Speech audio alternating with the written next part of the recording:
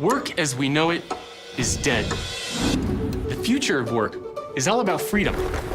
The freedom to work when and where you want, and the freedom to work on the things that really matter. With social technologies integrated into the workplace, the future of work is closer than you might think.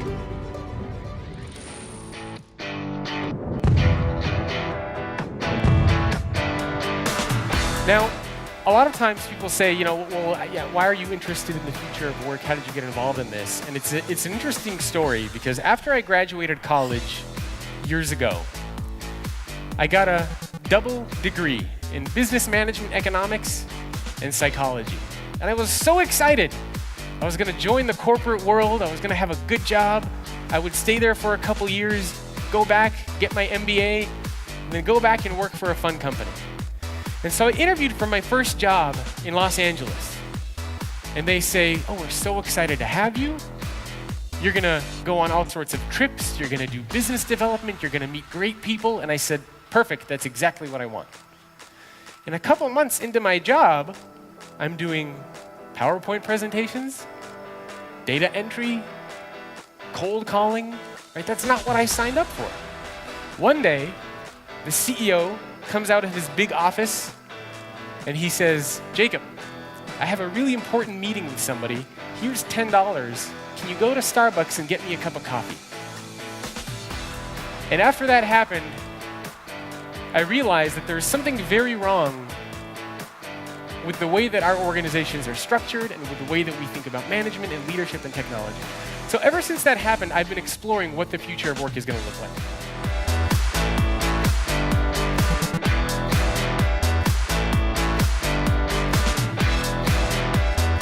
All right, everybody stand on one leg. Okay, now put your hands up. And on the count of 3, everybody yell the word leader. 1, 2, 3. Leader! Okay, perfect, you can sit down.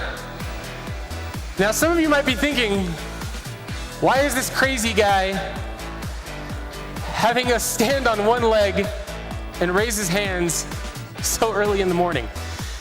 And the reason is, there's probably around 500, 600, maybe more in this room. Does the fact that I was able to get all of you to stand on one leg and yell something that I wanted you to yell in any way make me a leader? Maybe you guys all listened to what I said, right? I gave an order, everybody followed it. Am I a leader? I'm sure many of you already know the answer to that, which is, of course, no. It does not make me a leader. Now, I believe that any employee within an organization has the potential to become a leader, but all the managers within our organizations must be leaders. In fact, the very survival of our organizations, I think, depends on our ability to make sure that all of the managers within our organizations are indeed leaders.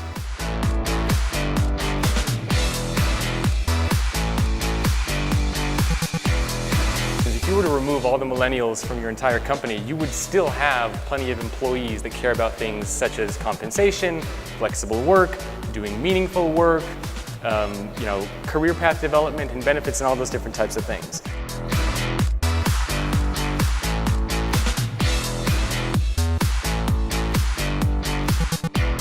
Theme for the future of work is connect to work.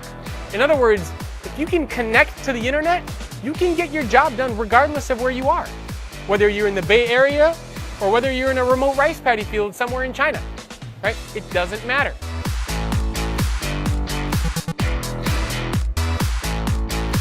But if I were to go back in time and find one of you on the streets 10, 15 years ago and say, you know what? One day, I'm gonna know everything about you. I'm gonna be able to know your entire work history. I'm gonna be able to tell who you're friends with, what you like, where you live, where you've traveled to. I'm gonna know everything about you. You would think that I'm probably nuts and try to have me committed to a mental institution or arrested. But now look at the world that we live in today. We put up all of our information on LinkedIn. We tell people where we are on Foursquare. We review restaurants on Yelp. We put up pictures and tell everybody who we're friends with on Facebook. Right? It's amazing that we live in such a public life. So we have all shifted our behaviors as far as how we communicate, how we collaborate, how we share, how we learn, how we educate others. All of these new behaviors are making their way into our organizations.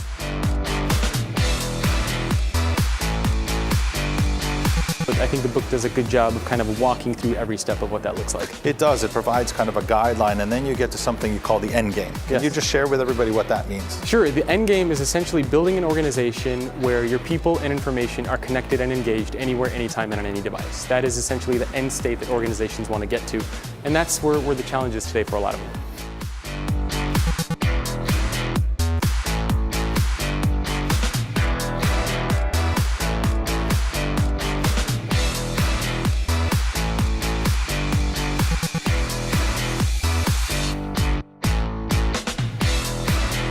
So I'm outside, talking to somebody, and all of a sudden the doors to the train close.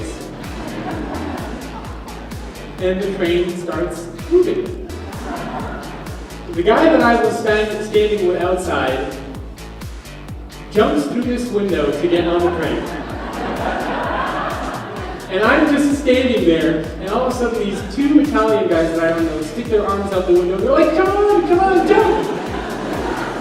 And I'm standing there like, are you kidding? So I'm sprinting after this train, I jump up, these two Italian guys grab me, pull me into the window.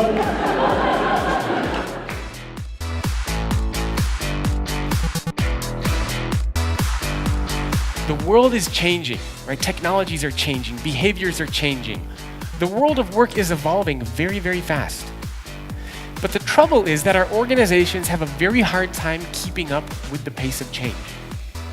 And the bigger the gap gets between where the world of work is and where our organizations are, the more disengaged our employees start to become.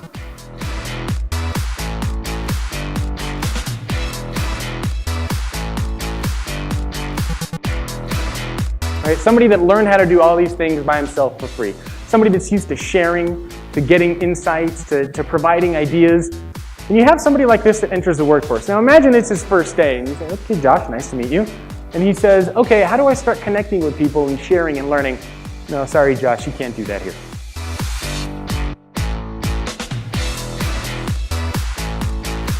So what is the point of a manager? If we all worked at the same company, and let's say I was your manager, which would be very unfortunate for you guys if I was your manager, but let's say I was your manager, what would my job be if we looked 30, 40, 50 years ago? My job would be to make sure that all of you show up on time, you wear the same outfit, you do the same job, you work a 9 to 5, you don't cause any problems, you don't ask any questions, you just shut up and do your job and leave. Right? That's the goal of a manager. I just need to make sure you show up and that everything keeps working. I'm a supervisor. I just watch people and make sure everything's okay. And not only that, but my job is to make sure that whatever the company is doing today, we could do tomorrow better, faster, and cheaper. That's it. That is the role of a manager. Today I talked about the future of work and the importance of challenging convention in the workplace. I talked about challenging convention in 3 areas in terms of how we work, how we lead, and how we structure our companies. And the importance of those 3 things is to be able to attract top talent, build better leaders, and create a competitive organization. You need to get input and feedback, and you need to collaborate and communicate with everybody that is helping drive the organization going forward. And that's because the future of work touches everyone within the company.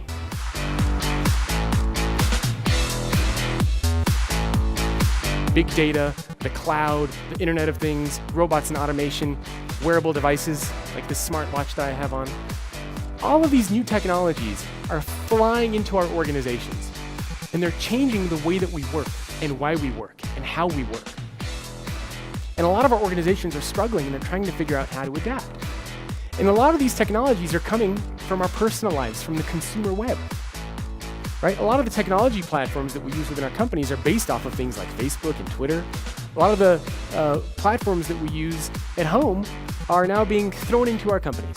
I think the recent survey or the recent study, I think it was by the United States Bureau of Labor Statistics, said that the average employee tenure, regardless of generation, was just under 5 years. For millennials, it's under 3 years. Yeah. Right? So that's a very, very different mindset than hiring somebody and saying, oh, you're going to be here for 10 years, 15, 20 years, we're going to groom you, we're going to grow you.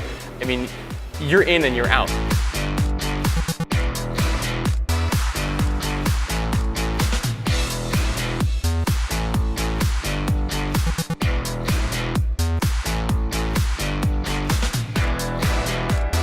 And see, ever since our organizations have been created, we've had this very fundamental assumption around why companies exist. And that assumption has worked for the past 100 years, but it's not working anymore. And that assumption is that organizations can create a place where employees need to work there.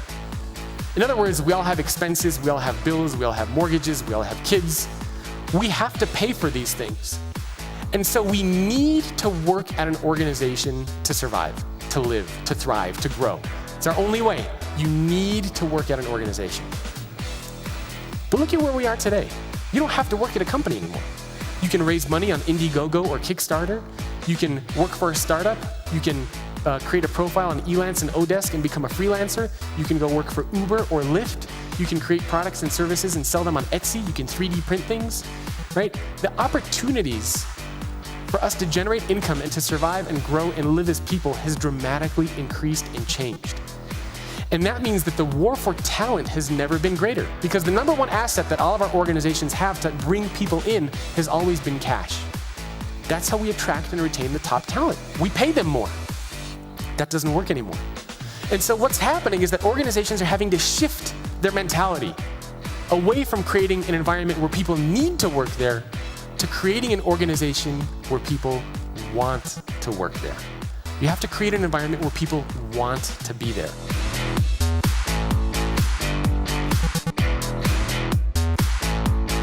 So this is the future workforce. Every company in the world, regardless of how small you are or how big you are, is at risk for disruption. And so what we need to think about is, are you going to disrupt, or are you going to be the one that's disrupted? So thank you very much.